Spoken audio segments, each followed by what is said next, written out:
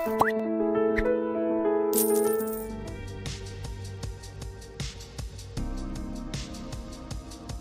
the needs of democracy or not, right? So we have democratic system. We want to achieve the goals of democracy, right? So we need to have a system which can do that for us. Is bureaucracy the appropriate system? That is what we study here, right? Bureaucracy and development, same. Is bureaucracy able to achieve the goals of development or not, right? As we have borrowed, we have followed the colonial system, colonial bureaucracy, and we are into a modern system called democracy, right? So are they two able to, or are they two compatible with each other or not? Can this bureaucracy achieve the goals of development which democracy has decided? Is it having that orientation, right? Is it having that skill or adaptation or not? So we try to understand that, right? How bureaucracy in India has done so far, right? Whether it has been able to achieve the goals or not. What can be done to improve it? See, so there's an entire chapter, administrative reforms. What is the focus? The focus is same. How can you make the administration, right, relevant to the goals of development that we have today? So today you talk about justice, equality, inclusion, rural development, right, women development, gender development, right? Do we have the capability to do that or not? That is the idea, bureaucracy and development. So there are various models or various recommendations given by different committees. Many scholars have tried to analyze it, that whether it is correct or not. Should we replace this system by another system, right? There have been various movements across the world who have tried to modify the traditional system and replace it by a new system, right?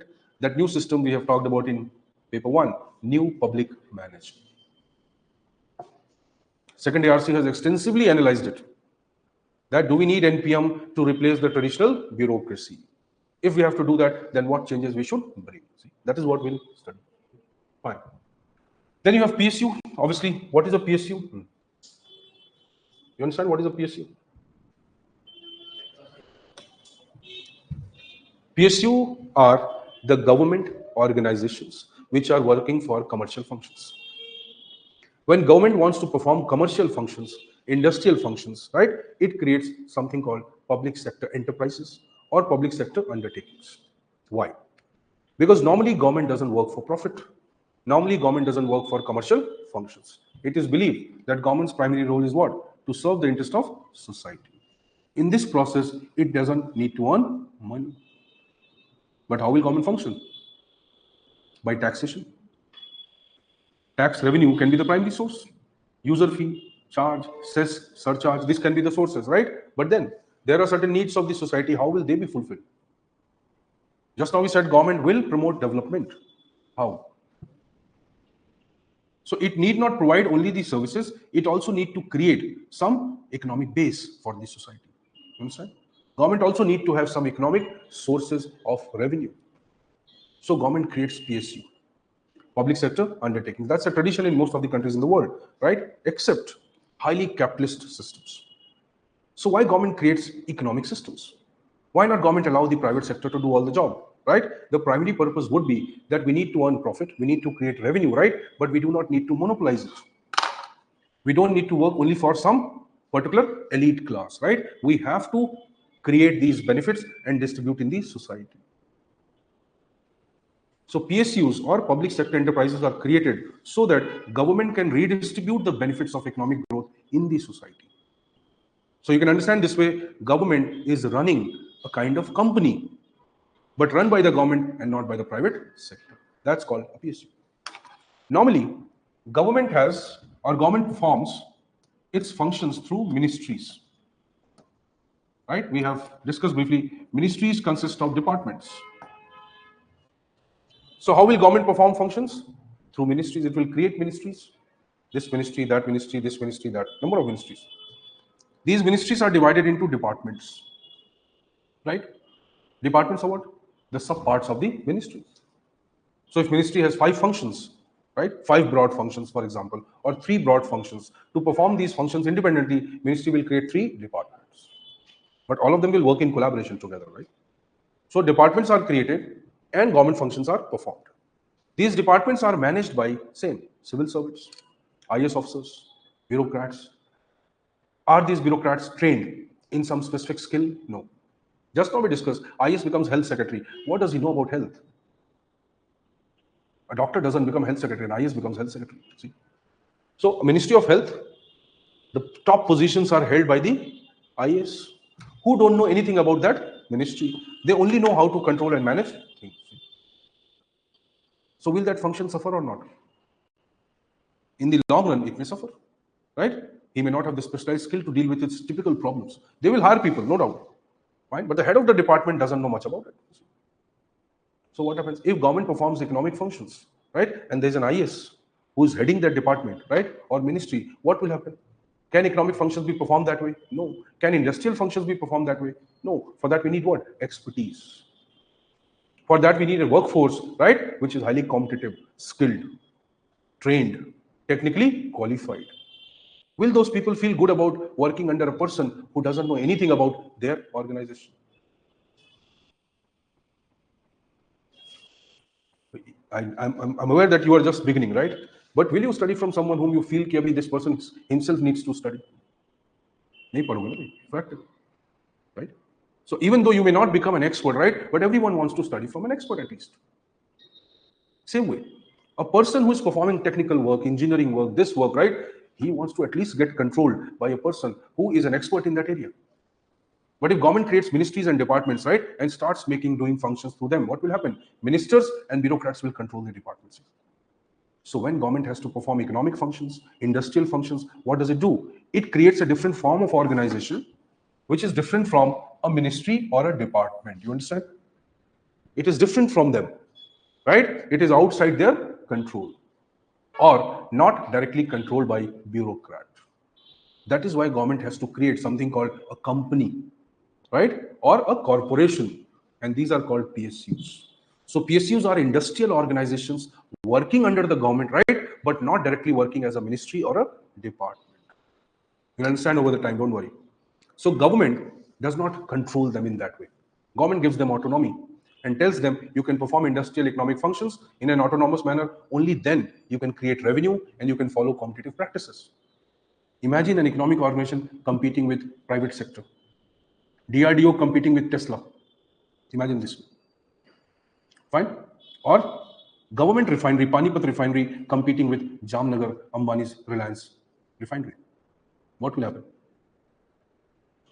If the government refinery, right, or if the government industry is controlled by a minister who gives orders every day, no, recruit this person, he is my brother-in-law. Remove this person, he did not listen to me. I don't care what is the output and productivity. I want my orders to be followed. What will happen to the industry? Same.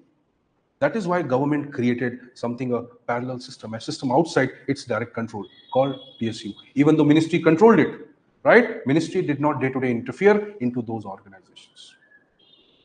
They are called public sector enterprises, ONGC, NTPC, right? MMTC, IDPL, various of SAIL, GAIL, EIL, all these are what? Public sector enterprises. So it was created, why? It was created so that government can take up economic activities and at the same time, government may be able to create more revenue and remain competitive in this system. Fine, but it did not happen. Why did not happen? Because the nature of economic system, just now we have talked about constitutional value. When you think of constitution in India, right, we see that Indian constitution focuses on a particular kind of economic system. What is that economic system? Or political economic system. This is called democratic socialism. What is a socialist system? Where the government controls the economic resources. Fine, you can understand this. If government controls the economic resources, how will private sector flourish? If government defines how much oil will be produced by Ambani, by Reliance. If government decides, right, what will be the pricing of the SIM card, pricing of the internet, what will be the pricing of the phones, handsets, if government decides all this, how will the market or private sector work? How will they work? That is the idea of private sector. It should be free to perform its functions, yes, in a competitive environment. So market should function on demand and supply. Simplify that way. That how can this private sector work? When the consumers and the service providers, right, are free or they are independent of unnecessary pressure. So there is a competitive system, open system, right, which is working in a free and fair manner. If government controls everything, how will that happen? That will not. So government will decide, right, which resource you should use, how many units you should manufacture, how you can sell it, what prices you should keep, right? Your biscuit cannot be priced beyond 10 rupees.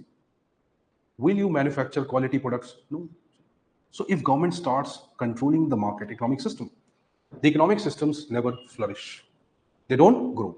So in a socialist system, it is impossible for the private sector to become competitive, qualitative, right? And at the same time, customer friendly. It is not possible. Obviously, they cannot lose their profit and still work for the society, right? The government can do that. Private sector cannot do that. So in India, what happened? Nehru said, or Nehruvian model emerged. He said, because our constitution is talking about a certain value system, it wants our political economic system to be in a particular way. So what Nehru was inclined, he said, it's okay. Let's not promote too much of private sector. Why not government performs the function which the private sector performs? That is why we created public sector undertakings. It said it's okay. Let's not have too much of private sector, right? But can government not perform those functions? Run railways, right? Manufacture steel. Perform this function. Manufacture drugs, right? Runs transport system, runs cargo system, runs ports. He says, why not government can do all this? Government can also do. If government does, then people will be happy. See, pricing will be as per the people. Welfare will be created. See, that was his idea. That is called Nehruvian model of economic growth, or Nehruvian socialism is the word. Borrowed from Europe. What happened to this tree? Did we close it? Oh, sorry. Fine, let it open. So, Nehruvian socialism, right, was the idea promoted by Nehru and his vision of economic growth. So, ultimately, right, obviously Gandhi also wanted similar type of idea, but Nehru's influence was more. So, Nehru created something called PSUs, or he started promoting PSUs. He created Planning Commission. What is Planning Commission? What is planning? Let's simplify the idea.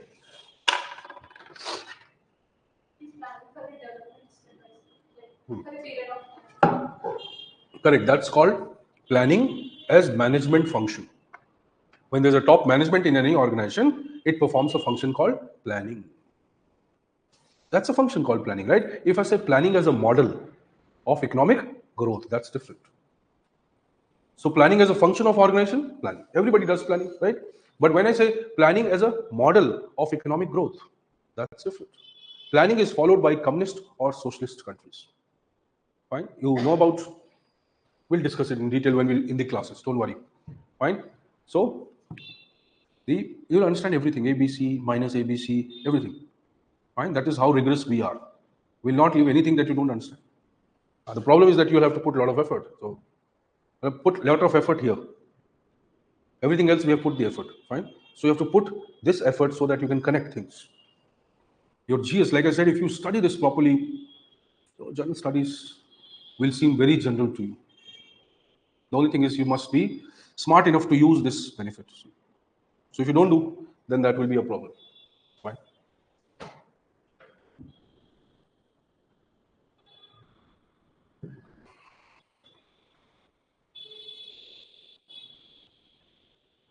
Where did the document? Fine.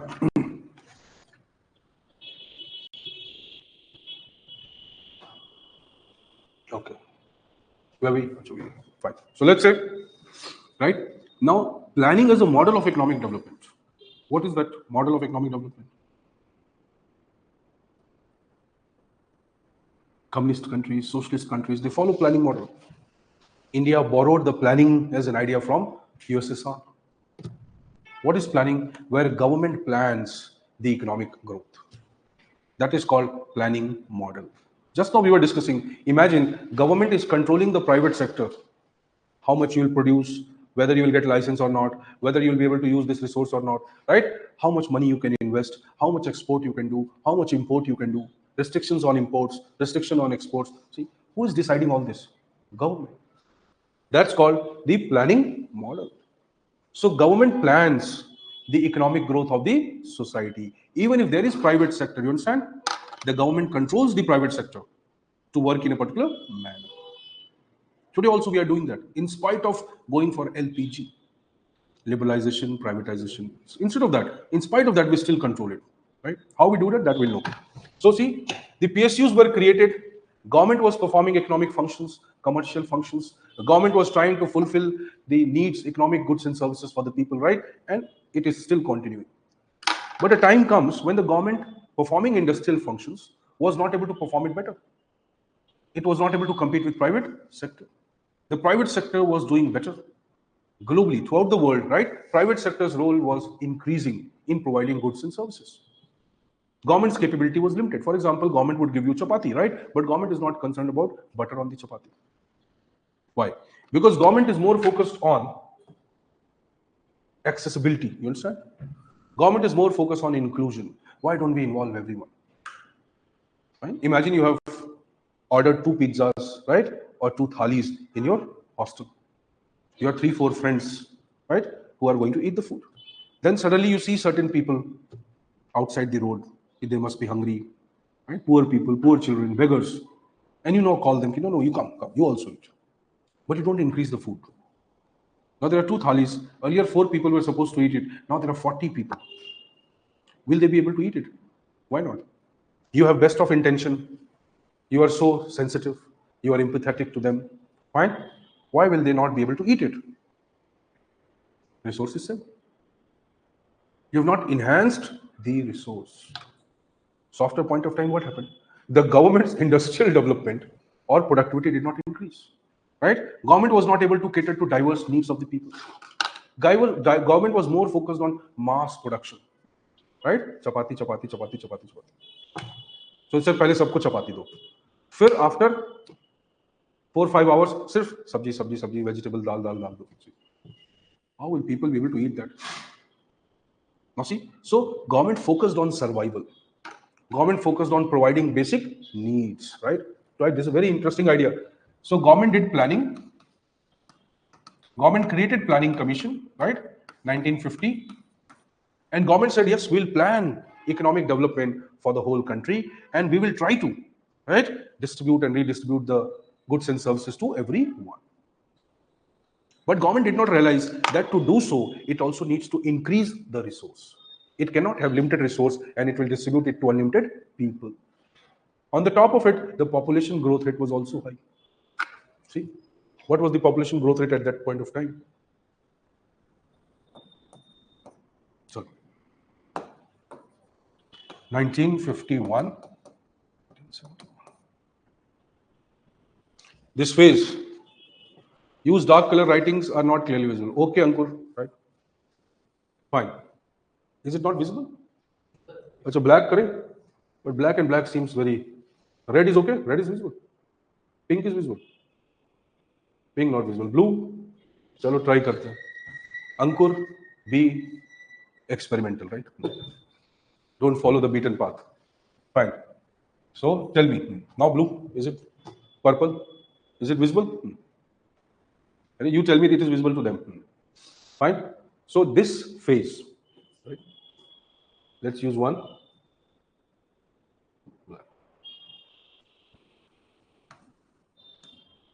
Fine.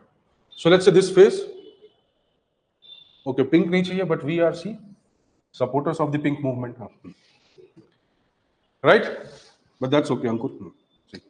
So see, when we move from 1950 to 71, fine. That phase is called the phase of Hindu growth rate. What is Hindu growth rate?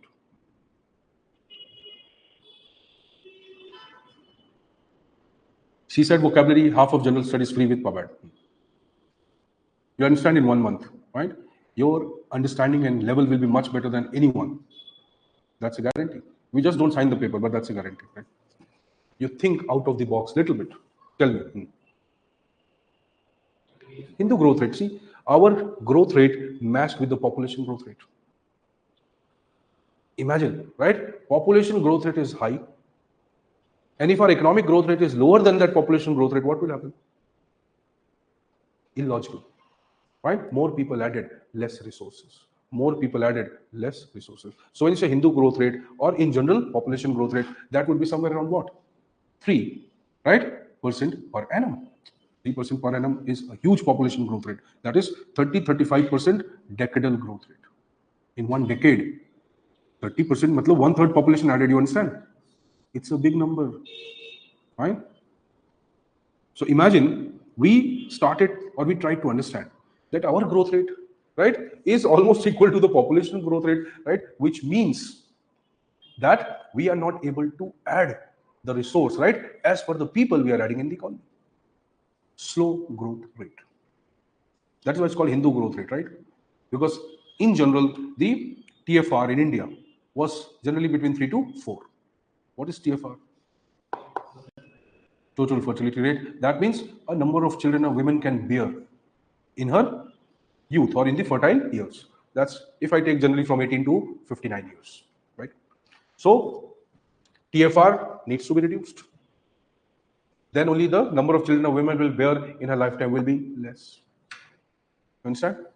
If that happens, then we can be sure that population will obviously not decline, but population growth rate will decline, will slow down. So this was a phase where GDP growth rate was not very high. In fact, we had negative GDP growth rate for a few years, right? Single digit, negative, right? And then population growth rate was high, 37% in this year, 37% over 10 years means 3.7% per year. So obviously we could have added double the population of India in 30, 40 years, right? And the next double or half in just 15 years. That is the biggest problem, no? How fast are we adding the double of the previous population? How are we doubling it? That's a big problem. So let's not get into all that detail. Let's understand. So planning commission was created. Economic growth rate was slow. Government was doing planning, controlling the economic growth, restricting the private sector, right? On the belief that if government is able to promote economic growth and goods and services, right, it will bring a lot of people, right, at parity with each other. You understand? So government wanted to control the distribution of resource and wealth in the society. So government said if we promote private sector, right, there will be rich emerging, there will be wealthy emerging, and they will imbalance the society. So why not we just regulate it? Let's more or less bring everyone out of poverty, right? Give them basic resources, work on survival. That is what planning model is. It was borrowed from USSR, the communist country. Every country does planning, right? But doing planning and following a model of planning, these are different. So planning as an economic growth model is different. Planning as a function in the organization is different. Right? That should be clear. So let's say we started focusing on that. And then we started losing. We started realizing that, okay, we are not able to perform economic functions properly. Government is not able to redistribute the wealth properly. Poverty is still increasing, right? Government as a system of economic growth and development is failing slowly and slowly. Without private sector, we cannot do this. So when you go to 1990s or 1980s and beyond, we have already talked about in paper 1, neoliberal movement, public choice approach, Europe and America going through economic reforms. See, that is the phase. 1980s, when India goes for LPG reform. Same phase. IMF comes, right, to the rescue of India. World Bank comes to the rescue of India. And that is the model, good governance that we studied. Same thing. Post-Washington consensus, globalization, good governance agenda. That was theory, this is practical. See? So Indian government had to now liberalize. They had to allow the private sector. They had to privatize things. See? Why? Because they were failing. See? So there is role of PSU nation building. The idea is that PSU will create economic growth of the country. It will distribute the wealth in the society because it is government system. See? But it fails. The era of NPU. See? This is very important. This we have developed the structure as per the UPSC asks question. This is your syllabus. So PSU in modern India, yes. Forms of PSU, obviously public sector are created in different formats. We have something called government corporation, government company, joint venture, holding company. There are different models, right? Ministry and department. ये भी एक model है. For example, railway ministry. So railway is run as a ministry, but SAIL, GAIL, Steel Authority of India Limited, Gas Authority of India Limited, that is run as a holding company.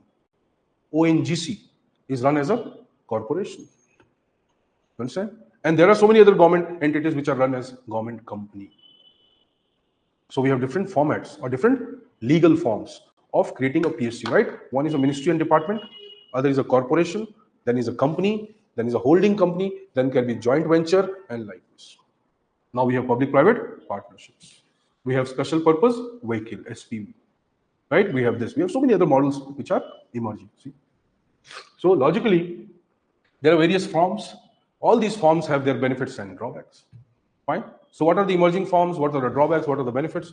We'll talk about it. And then problems of autonomy, accountability, and control. Why we'll discuss this? Just now I said, because government was controlling, government created these entities so that they can perform economic functions independently, but government did not lose the tendency to control it. Because government wanted to redistribute the economic wealth as per its own standards, as its own principle, as per its own framework. And that is why the government did not allow these entities or these PSUs to work independently. It allowed them to function, but then control. Fair allowed, then control. See? So government was not losing the control over them, and that is why they could not become competitive with the economic or private sector. So they started declining. The global trend was something else. The government had to restructure. Many committees were formed. They gave the suggestions that government should not disinvest. Government should divest. Government should attract FDI. Government should privatize these entities. Government should remove sick PSUs. Government should sell sick PSUs. Obviously, it is an asset which became a liability. So see, this is the phase where government somewhere had to rethink its strategy for PSU, even though government did not want to lose it completely. Because see, we have a political obligation also. No? People will feel government is not performing these functions. If we privatize, right? Rahul Gandhi did not know, right, that LIC is privatized or not. But he had already declared LIC is privatized. This is privatized. That is privatized without understanding how that works. Most of the things are privatized. But what is the meaning of privatization here? Fine, we are using private sector only for certain functions. We are not privatizing it completely, right? Government is not losing its control and ownership. So we'll talk about it in detail. When company is created, right? There are partners who create the company. These partners are the ownership holders or stakeholders. You understand? So when government is also creating a company, right? Government can own the company completely, or government can own it and allow someone else to become a partner in that. You understand? That is joint venture. So government in India, what it is doing, it is trying or it is allowing the private sector to associate with the government, right? And it is not losing the control over ownership. It's like giving a portion of your house to a government office and saying it, okay, fine, take it on lease for 10 years, right? And keep giving me this money. Then they will lose the ownership. That is why they sell 49% maximum. Fine. So if government loses that 51%, then there's no government. No? So maximum 49% stake you can sell, right? Or you can find create joint ventures. Joint ventures can be created between union government and state government, between state government and state government, between union government, state government, and private sector. See, that's called joint venture enterprises. That is the way out today. Okay, that is the standard model today because no government can individually bear the cost and everything. So private sector will come, right? For example, in Jamshedpur, we have Tata Steel. You know, there is another company, government company, right? They were in loss, right? So एक और steel company है वहाँ पे. And likewise, in many other areas, you'll find where there are Jamnagar. Right? So one of the biggest refineries in Asia, technically in the world, private refinery, that's Jamnagar, right? Reliance refinery. There are a lot of vendors, or there are a lot of functions performed by government companies as a vendor for Reliance. That means they are borrowing a lot of things, right, from the government companies. So government companies are earning money through that. That's a joint venture. So whenever you give a contract or whenever you associate together in some format, it can be a joint venture. It can be between public, private, right? One government, private, and likewise. So there are new models which are emerging. So when, let's say, so when government or when the government's competitiveness reduced, government's productivity reduced, government had to now obviously create, right, mechanism for the entry of the private sector, both ways. Private sector as independent, private sector in collaboration with government, both. That is how the PSUs were reformed. So many committees come, they started recommending, And we had to now create something called Department of Disinvestment. Finally, Ministry of Disinvestment. Right? So we started creating that way we started transforming. Then we renamed these PSUs, we classified them into Maharatna, Navratna, Mini Ratna, and this, whatever. So we classified them. Why did we classify them? Obviously to give them more focus, to give them more autonomy, and they can become more competitive. They can go to the global level, right? So this is an area which is not that complicated, right? But yes, it has certain elements. A question is asked every year. So see, there are various mechanisms which we are developing today so that public-private partnership can flourish. Public sector can also grow just like private sector. Government is trying to make them more competitive in nature. It is reducing the bureaucratic control over them. See? So earlier, the PSUs, many of them were headed by IAS officer, right? And obviously IAS officer and the minister, how did they work? They worked in a very traditional manner. That is the meaning. So we started changing this accountability and control. Impact of LPG, just now I said, we have now modern management practices that we are following even in the government system. So planning led to the emergence of PSU. PSU was used as the means by which government can create revenue and resources. PSU started declining, and that was also the reason planning started failing. We had to rethink the planning strategy, right? 8th plan. When was 8th plan? Same, LPG. So when we move towards LPG reforms, right? That is the 8th plan. 1991, 1996, or 92, 95. So in the 8th plan, we went for LPG reform. From then on, our strategy has changed. Right. So all this we'll study. It's a very simple chapter. Right. Only problem may be that you have to understand few of the new models which have come. Right. Then this topic, again, it's a simple topic, mostly polity influenced union government and administration. Right. What do you study here? Simply you can understand. So here you will study mostly what you study in polity. Executive, legislature, parliamentary form of government, role of judiciary, role of legislature, right? In what? In the functioning of Indian democracy.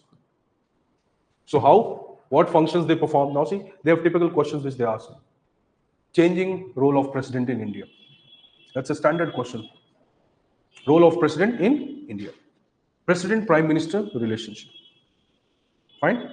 Influence of PM on governance. Various administrative offices, see, at the union level, like PMO, Central Secretariat, Ministries and Departments. Now see, there are various administrative offices which are working at the union level which are very powerful. These shape the policies of the government. So when we study union government, what are we doing? First, we are trying to understand what are the organs of the state. Then, major focus is on the executive, that is government. So how government functions, right? It has a political system and an administrative system. So we'll study that in detail, right? What is a ministry, how it functions? What is a secretary, what is his role, right? What are different types of administrative offices at the union level? For example, PMO, Cabinet Secretariat, Central Secretariat, right? Niti Aayog, NIA, and there are so many offices which are working at the government level. How do they, right? Or how are they interrelated? How do they function together? And what you can say, the decisions of the governments are made. So at the union level, what are the processes which are followed? What are the issues that emerge? What are the problems that emerge? And how they can be resolved in functioning of the government? So we study that. Why? So that we are able to understand that in reality how government functions. What we see is only a net outcome. We are not able to understand the micro aspects of the government. So this part will help you understand that, right? Role of this ministry, and this ministry, right? So see, this is a very important part. A lot of questions come here. Second ARC has a complete report on that.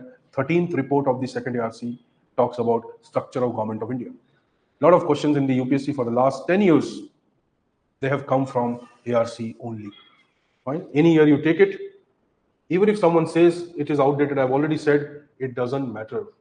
What is outdated is data and fact, not the issue. So there are a lot of contemporary debates and issues, right? Like, for example, we use a term today in the last 5, 6 years, 10 years, right? We are using a term presidentialization of PM. Have you heard this term, right?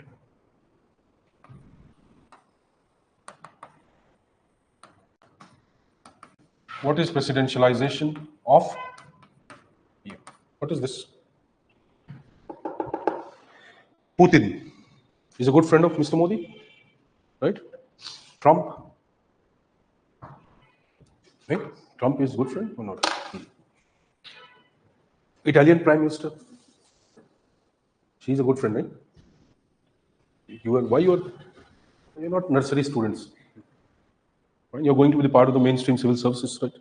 So, do you agree that many of the prime ministers or presidents in the last 10 years, 15 years, right, we have seen the rise of something called rightist governments. What are rightist governments?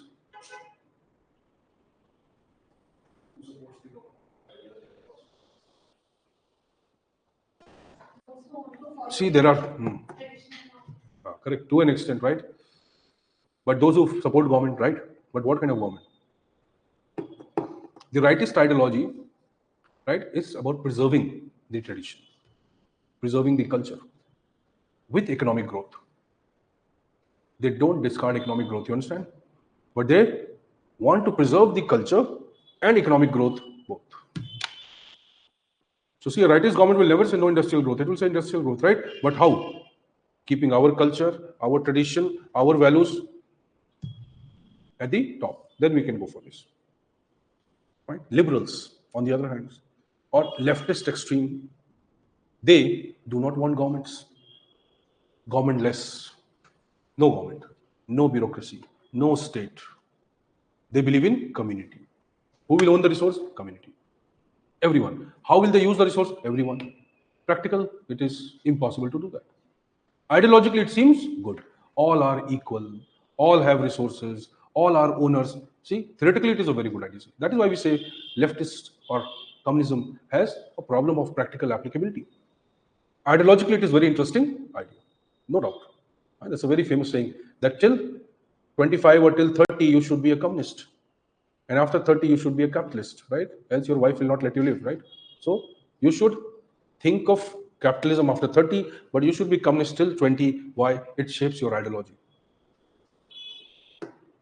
Correct, Ankur? PM acting like a president of presidential form of government. Or you can say that way, that PM or prime minister is subsuming the power of the president as well. So basically monopolizing the power within himself. That is presidentialization of PM. So the logic is that most of the rightist governments, they have been working for preserving the culture, the tradition. And on that ground, right, they have generally been portraying themselves as what? The preservers of the nation. The concept of nationalism has emerged. And because of that, many of the political leaders who have developed this idea, who have promoted these ideas, or who have somewhere followed these ideas, they have become more or less invincible, acceptable, permanently acceptable by the people. So when this happens, right, prime ministers start becoming what? Or prime ministers start monopolizing the power within themselves. All functions by the prime minister. So in a parliamentary system, where there is a cabinet, there is a collective system, right? If there's one person who's making decisions. It's like the parliamentary system converting into a presidential model. Okay, that's the idea. So it is not happening theoretically, but it is happening practically. We are not converting to presidential system, right? But prime minister's power is growing like that. So we are witnessing a lot of changes today, right? These are called the dynamic aspects, right? These are basically the governance aspects. So we are not much focused on polity, right? What is the article of PM? What is the election of PM? We're not that concerned. We are more concerned about the governance part. How the functioning of the system and the government takes place. How it is being impacted by the recent changes. Prime Minister, Chief Minister relationship. Prime ministers today are obviously powerful. So what is happening? Prime ministers are controlling, or individuals are controlling the parties, right? So if prime minister is becoming influential individually, he is controlling the government. He is also controlling the party. Why? Because his face can win elections. Chief ministers, Aam Aadmi Party is run by one person. Whatever they say, see, but ultimately there is no democracy within the parties. So these are the issues which are emerging, right? Internal democracy within the political party. Rise of strong prime ministers, rise of strong political leaders, right? This is also called as charismatic political leaders. By their charisma, they are influencing the voters. Most of these schemes today renamed as PM this scheme, PM this scheme. Does it not violate the principle of collective responsibility? होना चाहिए ना भाई? So Sarkar Yojana is okay, fine, but Pradhan Mantri Yojana is not okay. To an extent, it may be accepted, right? But see, PM means what? Somewhere PM is trying to independently portray himself as the decision maker, right? So it is possible that it may violate the basic premise of parliamentary democracy and the idea of collective responsibility and the cabinet decision making of the parliamentary system. So see, there are a lot of things which are happening, fine, which can be understood only when we try to understand that what changes are happening at this level. Not just facts and information, but issues. So see, prime ministerial government. There's a phenomenon in UK called as prime ministerial government. So rise of the powerful prime ministers, right? So this is also a phenomenon. What is the benefit? What are the issues? What will be the drawbacks? Legislature. If prime ministers become powerful, right, somewhere the influence of legislatures become less. They become reduced. Why? Because prime minister is coming from the majority party. The majority party has dominance in Lok Sabha, right? Those who will have dominance in Lok Sabha will basically control most of the decisions. Your financial powers are more with the Lok Sabha and obviously almost negligible with the Rajya Sabha. So see, many of the laws can be made easily if Prime Minister wants it. That means if Prime Minister is a highly charismatic person, very popular, influential, right? He technically doesn't need his ministers also. Same, what Indira Gandhi did. Took the decision to impose emergency with the help of few bureaucrats without informing her Council of Minister or Cabinet. Same will happen. Demonetization, same. GST, lot of allies and lot of internal ministers were criticizing the government themselves, but the government went ahead. So what is the government there? Prime Minister and few of his trusted people. See, the emergence of something called kitchen cabinet. Emergence of kitchen cabinet or super cabinet. Fine. They are also called as coterie.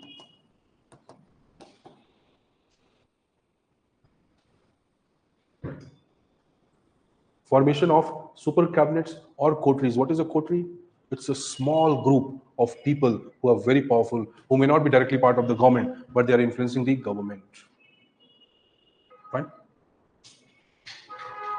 So we are witnessing we have been witnessing these kind of changes. Certain things have reformed, certain things have become unique over the time. Indira Gandhi, Lal Bahadur Shastri, right? Morarji Desai, later on Indira Gandhi again, Rajiv Gandhi, all of them had Vajpayee, all of them had very strong kitchen cabinet. Right? So see, you can, or Prime Minister can, or is maybe functioning not necessarily by the advice of his Council of Minister or Cabinet, but by a smaller body, right? Which is extra constitutional in nature. What is extra constitutional? Beyond the constitutionally mandated system. So we are trying to convey that there are bodies which are emerging powerful, irrespective of there are bodies already existing in the constitution, which should be performing the task. But now these bodies are performing the task. Understand? So we'll study all this, how this all is changing, right? As a consequence of the dynamic aspects of the polity and governance in India, right? Now there is, see, boards, commission, field offices, there's a topic. Same topic is there in paper 1. Organizations is a chapter, right? Same topic is there. Here, we can simply talk about some of the organizations. So rather than understanding what they are, because that we'll already understand in paper 1. Here we can talk about some of the actual organizations, which are boards, commissions, and like this. Obviously, there's no need to repeat the same thing again. So this part, again, simple. Just now I have discussed you planning. That is the essence of this entire chapter. Planning Commission, what is the meaning of planning? See? So as Planning Commission was formed and Union government started making plan, that is defining the economic growth and development, restricting the private sector's entry, right? Or at least defining how private sector will be associated with the government. When we started doing it, we realized we'll be able to serve welfare needs of the society. Nehru said PSUs Industries or government industries are the temples of modern India. IITs are the temples of modern India, right? He was trying to convey that in the modern India, what do we need? Religion or roti? Roti, right? You need religion or chapati? You don't need any one of them. If something is needed, see, people who are obsessed with religion, right? They may neglect chapati for religion. Karl Marx. Religion is the opiate of the masses. It's an opium. Fine, so the fact. Religion has a different entity, but yes, religion, if it is kept in the private sphere, good. So just now we have said constitutional values, right? We use the word secularism. So India is secular? Yes, politically, not socially. That we were never secular. And we should not be secular. Why to be secular? If we be secular, then we lose the diversity, right? It's like saying we have uniform civil code. So yes, the people have the right to choose their faith and religion. That's important. See. So idea is, see, this planning, or when the government started controlling the resources, economic growth and development, right? Obviously, government felt that we are serving the needs of the people, right? But like I said, your resource is not increasing. Mouths to feed are increasing. See, this created a problem. In fact, planning commission itself became a burden after a point of time, right? Let's say you hire someone who can work on your behalf so that your work reduces. That's the primary idea of hiring someone, right? Now, the moment you hire that someone so that your work reduces, right? Another work gets added to your function. What is it? Monitoring that person. Now imagine that person is performing the task, right? But the way he is performing, you have to every day look into that task. You cannot be sure whether this person will perform that task or not. What is the efficiency and competence of that person going? Or you're not sure about it, but still you have to hire him. Somebody has to do it physically. But every day you are bothered about it. So earlier the number of functions you are performing, right? Those functions were nothing compared to the function that you are bothered about that person. What will you do in such a situation? Now a majority of the effort and energy goes into thinking about that person, whether he's performing the task or not. So what will you do? Will you bear with this problem? Right? Now imagine we created planning commission so it can suggest measures to the government, right? That how economic growth can be done and distributed in the society. Obviously, such an organization was created not to misuse the resource. That is why we need planning, see? So we need planning or planning commission so that resources can be distributed, and whatever resources we had, it could be used more efficiently. That is why we created an entire system. Now that system itself was using a lot of resource. So you say, to save my money, I have hired a CA who is taking a lot of money from me. How do I save the money then?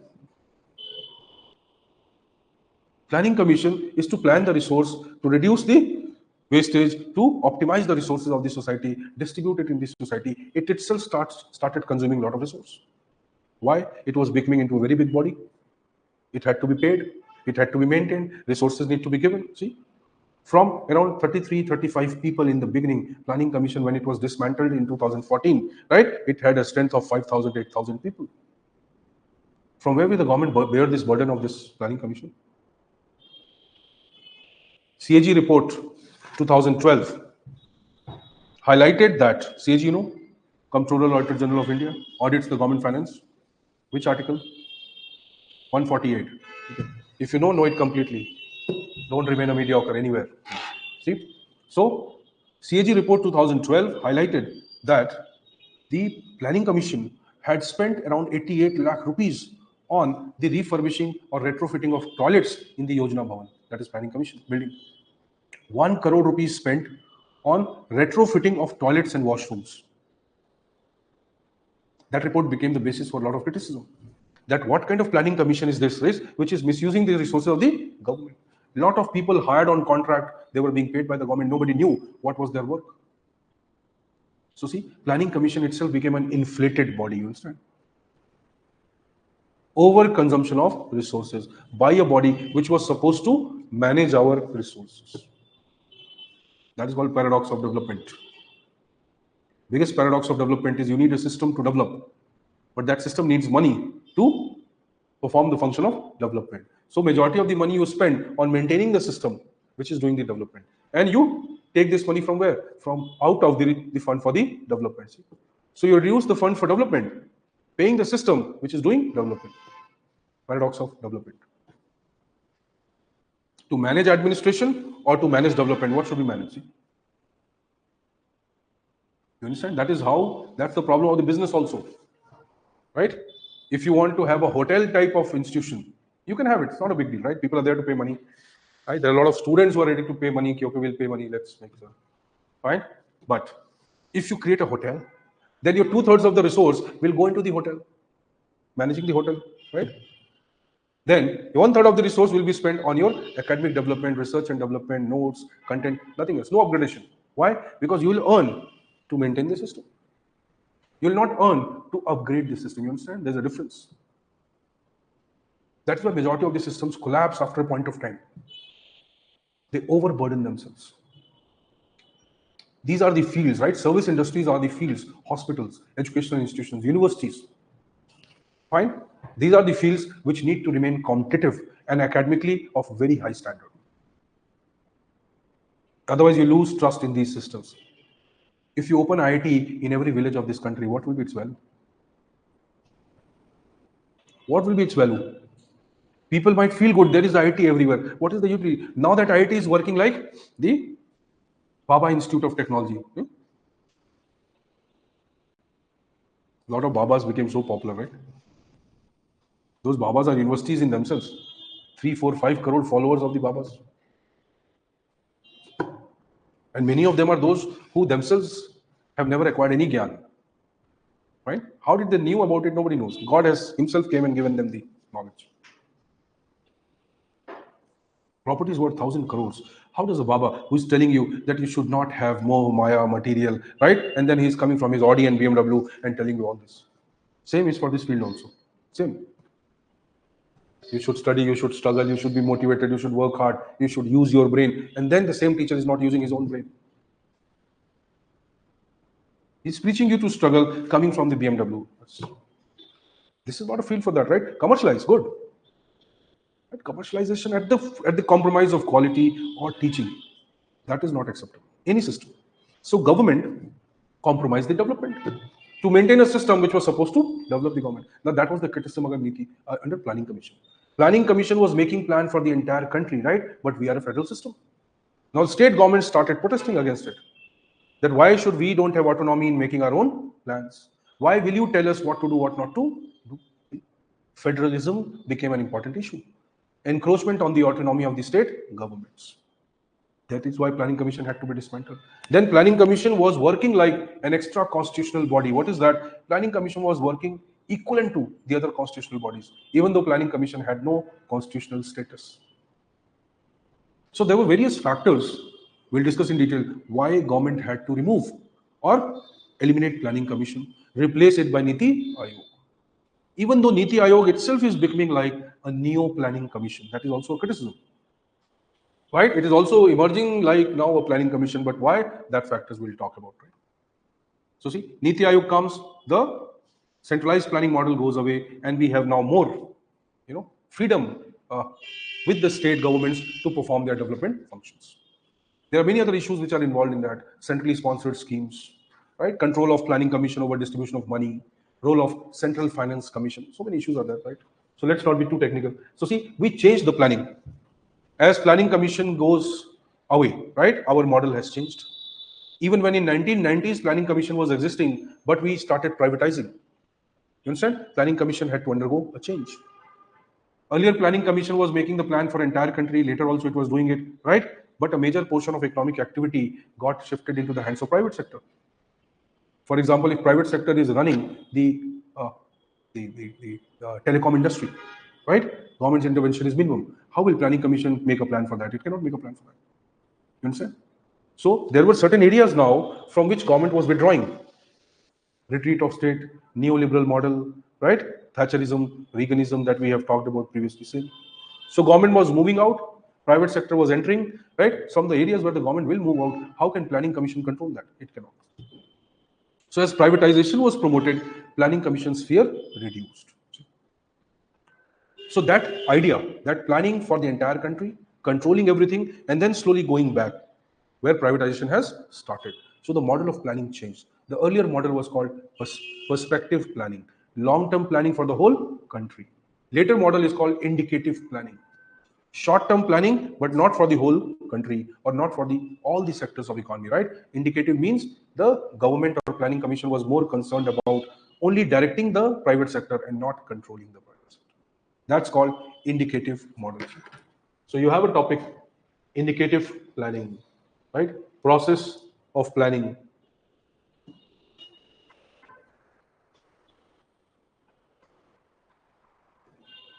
Simple topic, process. We'll study what is the process. See, again, repetition. Decentralized planning, rise of local government. Similar. So how planning model has changed as the local governments have emerged. See, what I have talked to you as of now, same thing will be studied for the union, sorry, for the state government. Chief Minister, role of Chief Minister and Governor. Every year, see, just a second, every year a question is there on the governor, every year. So federalism, just now we said, now federalism can also be understood as the role of, changing role of governor or the changing role of union-state relation. So see, this is a very important topic. Role of governor, recommendations on the role of governor. There were various committees and commissions formed, right? Supreme Court judgments are there. Recently, if you know, in Tamil Nadu, recently in Karnataka, recently Arunachal, Goa, and many other, Uttaranchal, Himachal, Maharashtra, many other states you'll find that recently there were issues related to governor's behavior and his actions, right? In fact, in Tamil Nadu, the governor removing a minister, right, on the use of or using a particular basis. What is the basis? Governor enjoys something called, president and governor both enjoy something called doctrine of pleasure. Doctrine of pleasure means that minister, chief minister, prime minister, and ministers, they are appointed, right, at the pleasure of president or at the pleasure of governor. The pleasure of president does not mean his independent pleasure. As you'll see, the nature of the Indian polity and the system or constitution, the pleasure of the president means the pleasure of the prime minister and council of ministers. Pleasure of the governor means, again, pleasure of the chief minister and council of minister, or to an extent, the pleasure of the president. So pleasure of governor has two aspects. One, pleasure of the chief minister and council of minister. What they want will happen. Or in case of governor, there is another system called president or prime minister and council of minister. So sometimes governor's pleasure is also controlled by the union government, most of the times. But in terms of policies, programs, decisions at the government level in the state, it is the chief minister and council of minister. That was the problem with the Delhi government. So when LG and chief minister were fighting, that was the reason. Who controls the government, right? Now LG says LG is not governor. And that is why governor is obligated by chief minister, LG is not obligated by chief minister. Delhi is not a full-fledged state. So there were so many factors in the conflict between lieutenant governor and chief minister. So this is also a very important area to understand, right? How governor uses or misuses the doctrine of pleasure. Fine. So questions come on this role of governor in federal relations. How can governors improve the union-state relationship? And likewise. So we'll talk about all that, right? Same. At the state level, the role of administrative officers, chief secretary, secretaries, minister, ministry, same. District administration, right? There's a topic called district administration, and then there's a topic called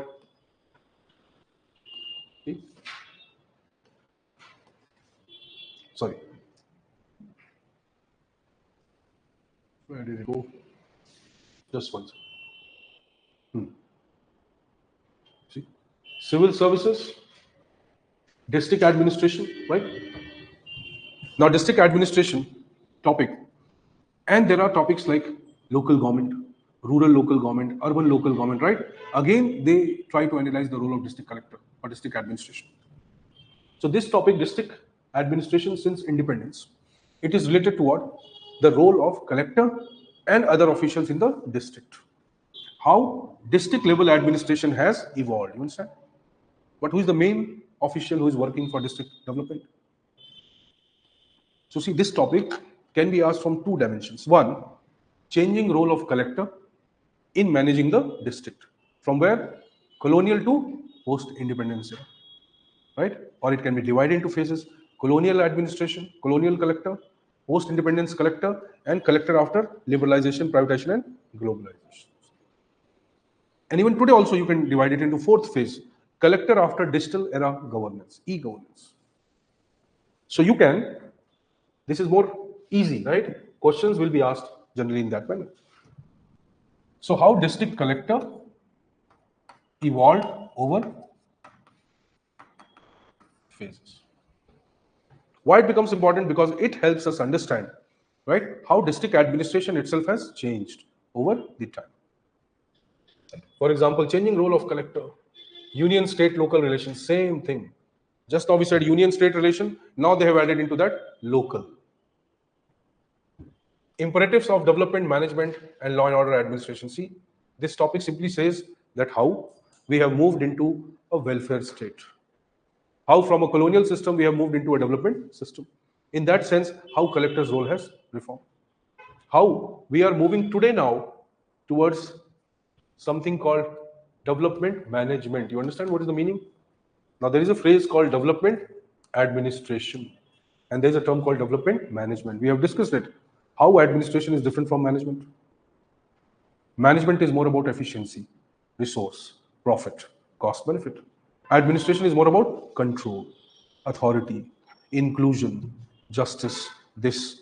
See? So administration works more keeping in mind the society. Management works more keeping in mind the resources. You understand? So this term, development, management, and law and order administration, that means how? See, how collector's role has changed as we have moved towards more development. Development through what? Government and private sectors. Development through local government, private sector, and various other levels of government. So how different actors who are involved in development, how they have changed the way we were developing earlier and how we are developing today. That is called development management. Today we talk about resource, efficiency, technology, inclusive development, poverty alleviation, housing, transport, infrastructure. We are talking about all of them. So welfare is also there, development is also there, and efficiency is also. We are integrating all that. Okay, that is called sound development management. Involvement of private sector, involvement of local government, how it is changing the landscape of development.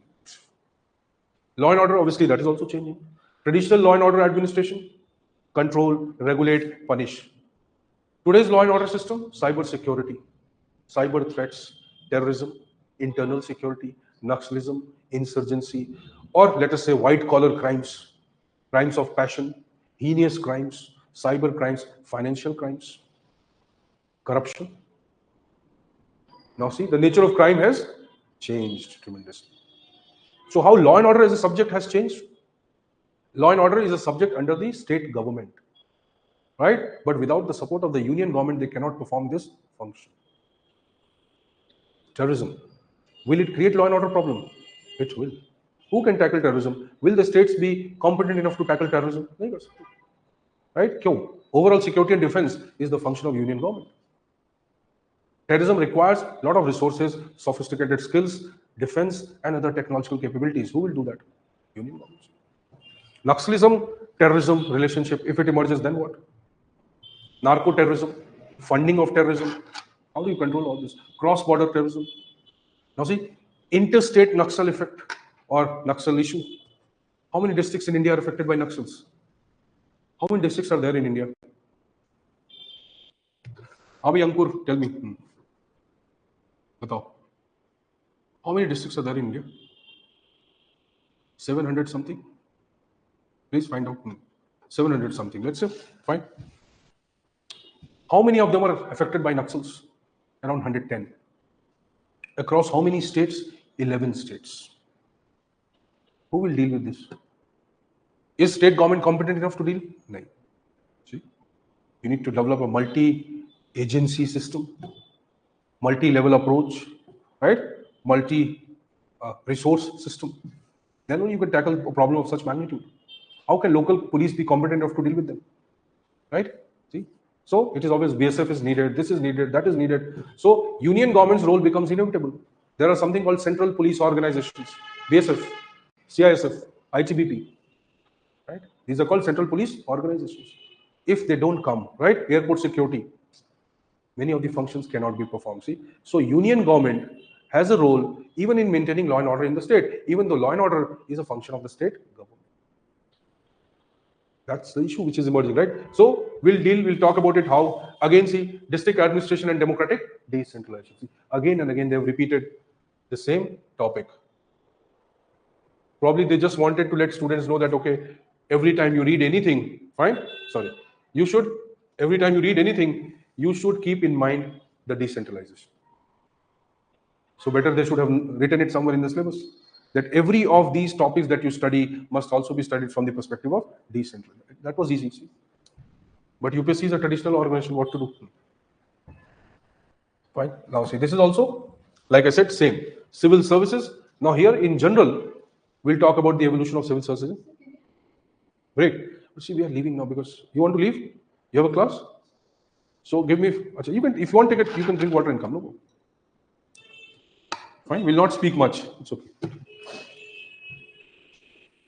Anyway, you guys, you people have the videos, no? So sometimes you can refer. You can take a break. Just hardly 10 minutes are needed now. Fine? Okay. So we can continue. Civil services. So what is the idea of civil services? Since beginning we are talking about civil services. How civil services evolved in India. Okay, that's the topic. So nature of civil services. Now we are going to study the detail of civil services. Internal rules, regulation, system, design of the service, right? What are the types of services? See, what are the types of services? Just now we said all India service. All India services, central civil services. What are types of services in India? Anyone?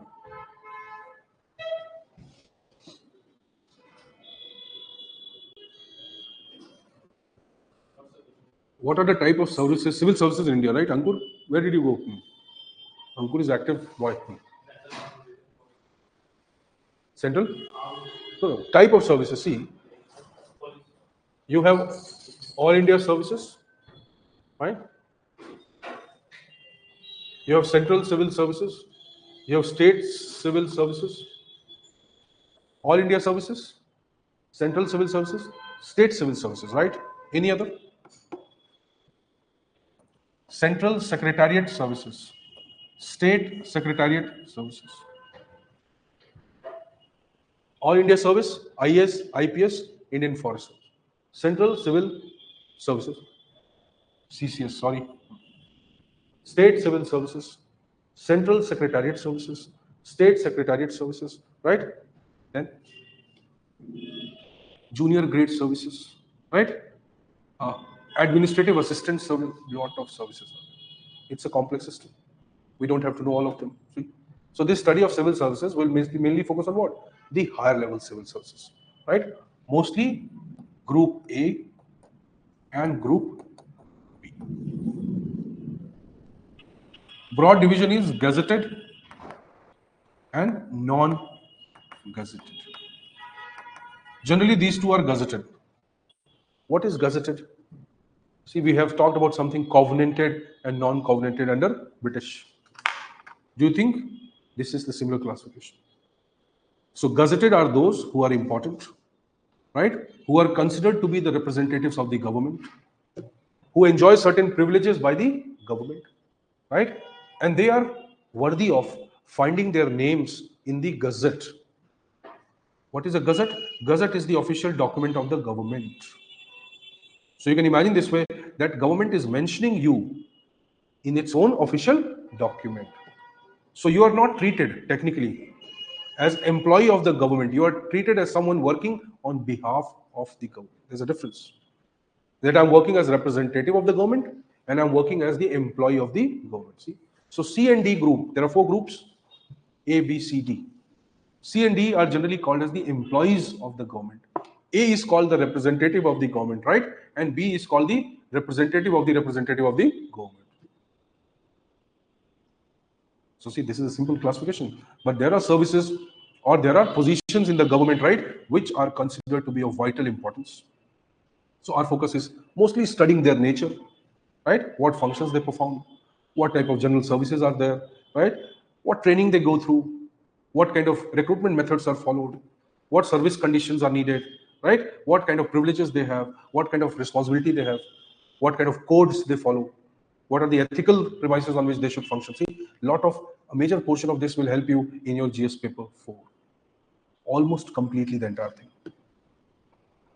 So it will talk about the detailing, right? Then there are problems and issues and how we can overcome them.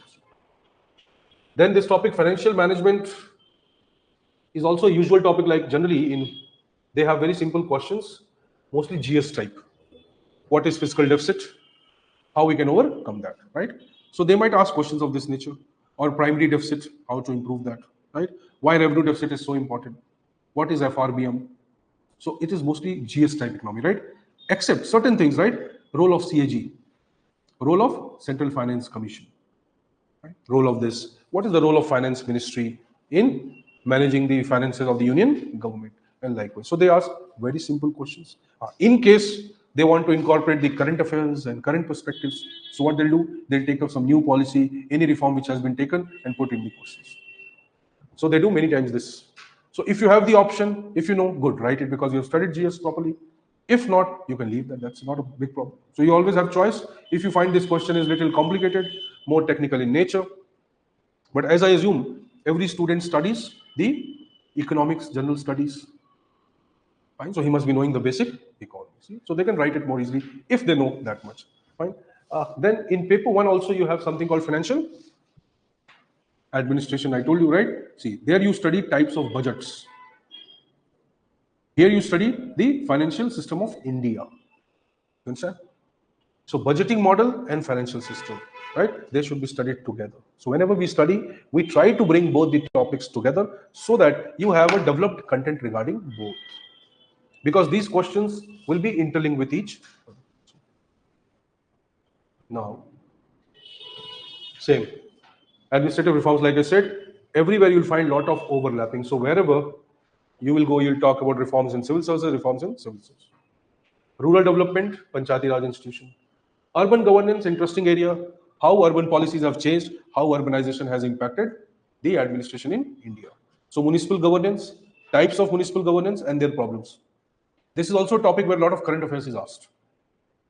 Right? Prime Minister's Gramin Awas Yojana, for example. So Prime Minister's Shahri Awas Yojana. Right? Slum Development Program. Prime Minister's this program. So many times they ask these questions based on schemes and programs, right? So whatever will be needed, we'll talk about it. Others you can obviously have from current affairs. The idea we'll discuss is, just like I told you, law and order, police reform, a perpetual topic hai. Always it is asked. Smart policing, digital policing, community policing, various aspects are there, right? So this is also a perpetual question, always in the exam, always. Disaster management, police reform, two important. This is the current perspectives mostly. Pure ethics part, values in public service, regulatory commission. Again, this we would have already studied when we'll study accountability and control paper 1 and PSU in paper 2. Same thing. This is more contemporary, NHRC. Problems of administration in coalition, citizen administration interface, same. Corruption, disaster management. See, topics more or less are similar, right? Overlapping throughout the paper. So if you are studying something in detail at one place, your best strategy would be to use it at other place, rather than multiplying your effort again and again. So as far as resource is concerned, major resource is class. The second level is handout, right? Certain things might be detailed in handout, right? Certain things may be very brief in handout, but in class, they will be dealt as per the requirement. So if they're needed in detail, class will be in detail. If they're needed only in simple way, it will be in that, right? Both will be able to cover your everything that is needed. If you've seen your handouts, how they're designed, there are questions in the end, right? Probable answers are given. Then there's a booklet which is given to you, prospective questions, right? As and when we keep doing topics, you just take up those questions, right? Self-study. Pick up the question, see what the answer is, try to understand. You have the PYQ booklet, you can use it. See, it's a generalized booklet Don't feel that that booklet will give you a lot of technical work. It is not made for that purpose. It is simply made for the purpose that students should undergo through the orientation of the questions. I should be able to, in very general way, understand, okay, what could be the possible answer. So that any beginner can also read and understand it. That is the purpose. Right?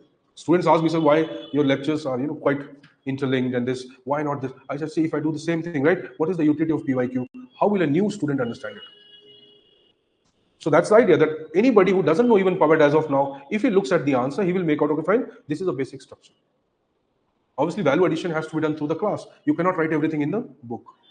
So your effort would be to take up, once you get the draw sheet, right? You have to write it. Like I said, take your time, write it. When we will give the remarks, we'll evaluate it, give you remarks, right? Whenever it will be given, try to improve in the next answer. Fine?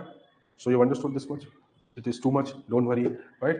Don't have over in the beginning only, right? Otherwise, you might be intellectually exhausted.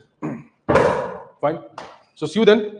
Next class, whatever will be there, will be informed. Obviously, we have a break now for, I think, Diwali.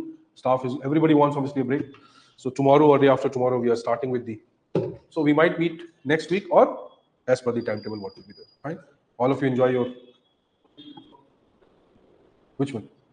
The handbook. Handbook is for extra reading if you need, right? Certain topics like paper 2. So I'll tell you what to read from handbook, right? Second ARC is to keep with you. Whenever needed, we'll tell you 2 pages from second ARC, read it. Otherwise, second ARC will be in the notes, class notes. But you have to read second ARC. Your GS paper 2, ethics paper, a lot of things in essay can be done from that. It is simplified version. It's not cut, copy, paste. It's not even just recommendation. Why? So that you can understand. Second ARC's utility is not just writing the points. Right? You can use those headings and subheadings. So do it. We'll see you right in the next class. So enjoy your Diwali, Holi, New Year, whatever is there. Fine. Okay, Ankur, and everyone else online also. Hindu, we'll talk about. Don't worry, right? If you've studied GS, you'll understand, right? How to resolve complaints. Just now I said you civil services will have a lot of issues. So how to deal with those issues? Fine, you can. GS wale, they can leave, no problem, right?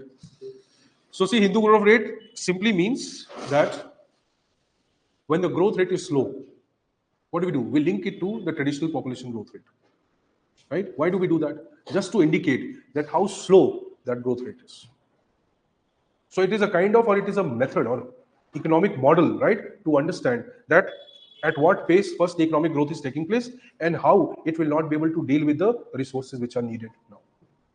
So Hindu growth rate or Islamic growth rate is a way of conveying.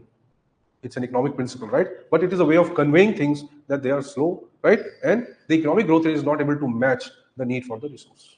That is the idea. So they used earlier that only. Why? Because there was no possibility of economic growth. You understand? So if I say I will read 5 pages a day, right? That is a standard fixed by somebody in the market, let's say. Now a student comes and says, no, I'll read 10 pages a day. I don't care. Who is somebody else to fix a benchmark for me? Fine. Now see, so there's a traditional way of looking at things. Complete the syllabus, write the points, go and write in the exam. Somehow you'll get marks, right? Now that is a belief that examiner will be good to me. There's another way, right? Understand the subject or anything that you're studying at that particular level that you will not expect any shocks in the exam. You know that you're writing one of the best answers. It doesn't matter now. What is the consequence, right? So you're never scared that whether it will be acceptable or not. See? Same as Hindu growth rate. We never intended, we never thought we would grow beyond this point. See? We took it as a limit or standard of growth. हमें लगता था population growth rate ज़्यादा है. किससे? Economic growth rate से. See? If population growth rate is higher than economic growth rate, then it will become our benchmark, na? That we have to become like this. That's the idea. See? So the moment you see the topper who is telling you all this gyan, right? Then you start visualizing, I have to be like this topper, you see. That is what effect they have, no? In 1 year, there are 1,000 people who have qualified. If you start following all of them, just in that year, right? Imagine, how much time will you take to get the actual feedback of all of them? So one aspirant gives 1 hour lecture and particular kind of suggestion. 1,000 people. So that is 1,000 hours. How many hours per day? At least 3 hours per day you have to listen to them first. Then you need 1000 hours more to analyze that. By the time you do it, next year 1000 more will come. May? So the logic is that what is your benchmark? See? So for Hindi growth rate, the benchmark was that growth rate. That is an aspiration we had. Right? So can we have economic growth rate equal to this? Oh, that's an aspiration. Right? Today we talk about 7-8%. That time 2.5%, 3% was too much. See you then. Okay, enjoy yourself. Bye.